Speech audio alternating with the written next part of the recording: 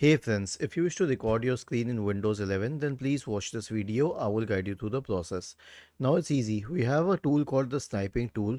Simply search for it and then click on the record button here. Then click on new. Select the area to be recorded. Click on start. It will initiate recording in 3 seconds. You can change this timer. And once you're done, click on this red button to stop it. You can also edit this recording in Clipchamp. Now this is one thing. What about the shortcut? The shortcut is Windows plus Shift plus R. Okay, and then you can select the area and then click on start.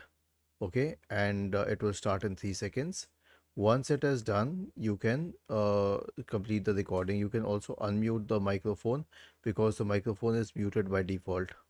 Okay, was this helpful? If yes, then please subscribe to the channel. If not, then let us know in the comment section of the video on how we could help you further. Thank you for watching this video and have a nice day.